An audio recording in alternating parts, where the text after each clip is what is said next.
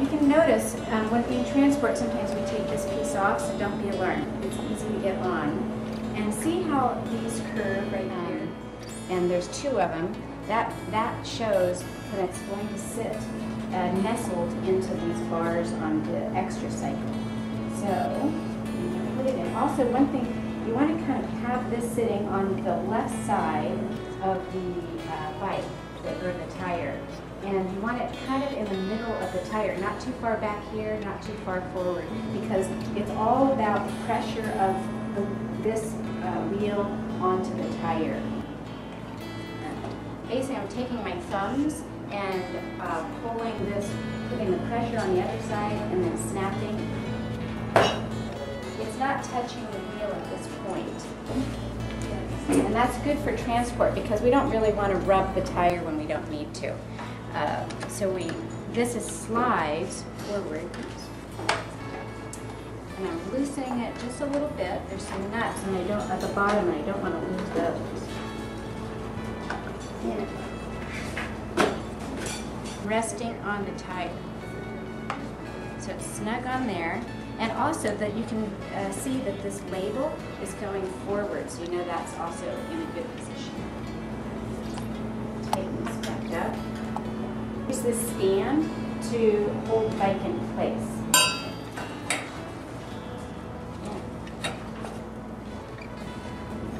And then kind of lift the bike up, and the holes are right on each side. And you put the stand all the way in until the silver chrome is hidden. And then you kind of want to wiggle it into place. Now be careful when you are on a grassy area, this can sink down. So it's really kind of better to be on a sidewalk or pavement so it doesn't sink. Now this is kind of ready to go. It's all set up. And what we want to do is teach the kids basically some bike safety information as well.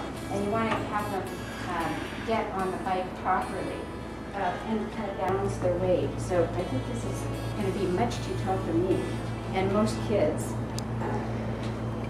So with the seat, this is a quick release seat, so I just let it down, tighten it back up. A real trick with quick release, you want to make it tight enough so that it leaves a little bit of an impression in your hand, but not so much that it hurts or you're really having to struggle, because then it's kind of torquing it too much and unnecessarily. So, and then you have the kids get on like that. Also, you want to make sure that their clothing isn't getting into the chain. A lot of kids wear really long pants and that could get caught, so that's a good bike safety thing to know too.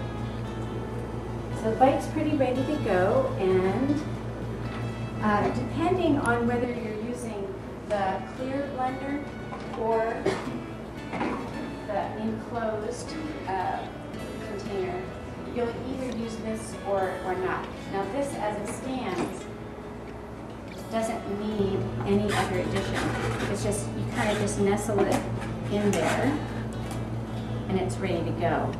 And just to make sure and see that it's working. Now with this, because this is it's too loose, it needs this sleeve. So you set it in there and you're right in there. Another trick with using these containers is that the blade needs to sit in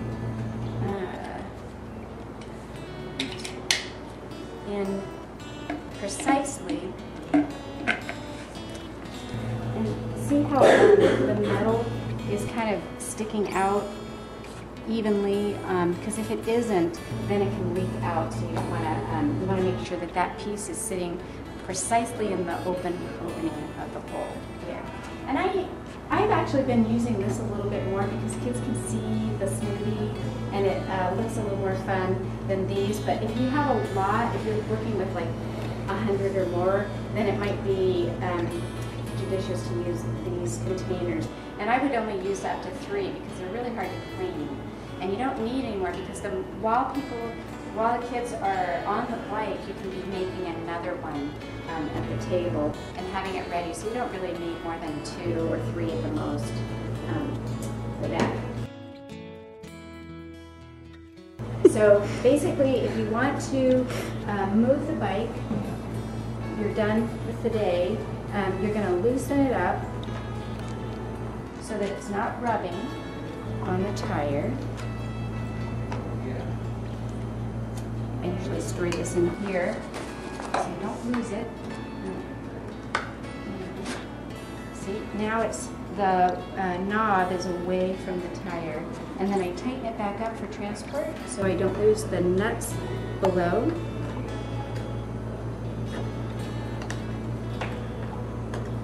And it's ready to go. And then you take off the stand and take it away. This is a very long bike. It doesn't look like it will fit on a standard bike rack. So that doesn't seem to work. Do you have to ride it to all of your events? How do you get it there? That is the preferred method, but that's not practical for Red Bluff and Ridley. So the easy way to do it is once you're off, let's see, if you slide it in the back of a car, even a hatchback, and it can fit into some pretty small cars. There's some pictures on the website of how small the car can be, and it can stick out a little bit. I generally put this in, and I take this off. Take that off so it doesn't get crushed. Take the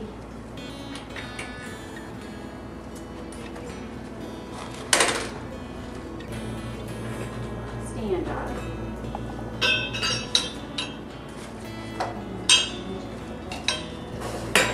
Here.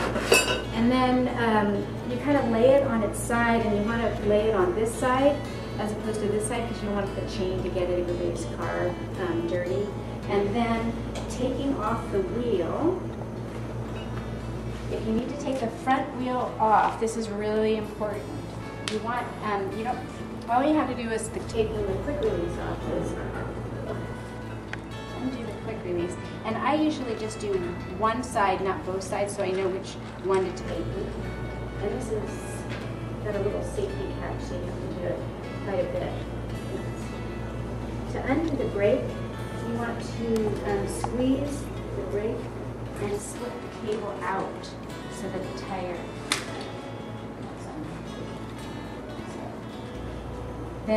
Then you can pretty much get the bike in sideways with the seats down in the back.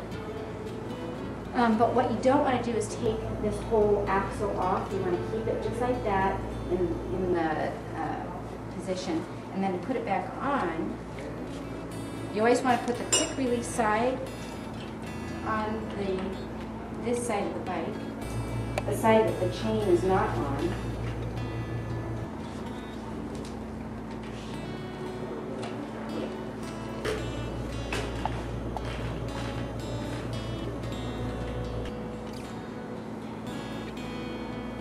And again, you want to do the quick release enough so that it leaves a little impression in your hand, but not too tight, so it hurts.